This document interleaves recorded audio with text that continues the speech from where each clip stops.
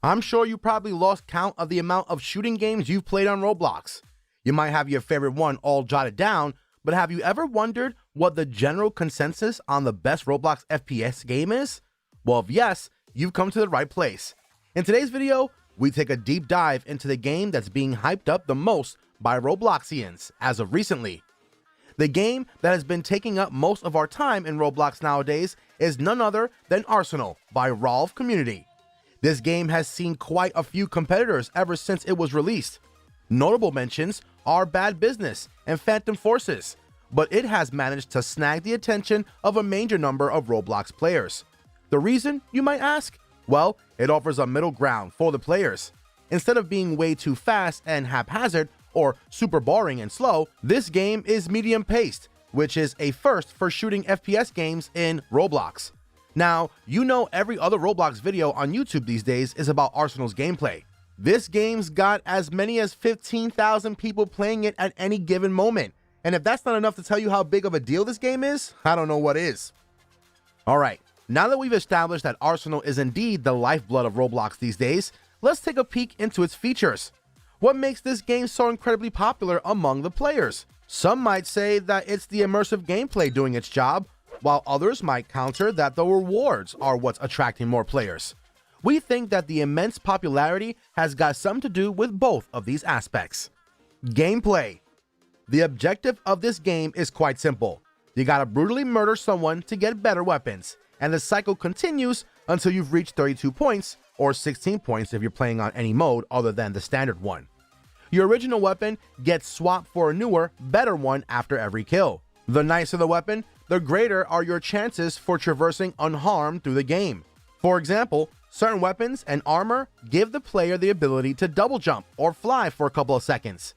Avid gamers would know how insanely helpful these advantages prove to be when you're stuck in a frame with a bunch of your worst enemies.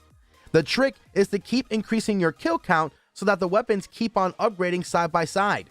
Once you've reached the target kills set for the one round, you get a golden knife, which is a ripoff of the player's equipped melee knife.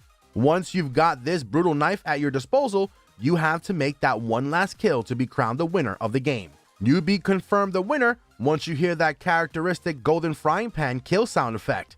Your poor target will be turned into a golden statue and your screen will burst into a confetti of colors. Now, that might sound easy in theory, but the teeny tiny problem is that you can't expect to kill people with a knife in a single hit.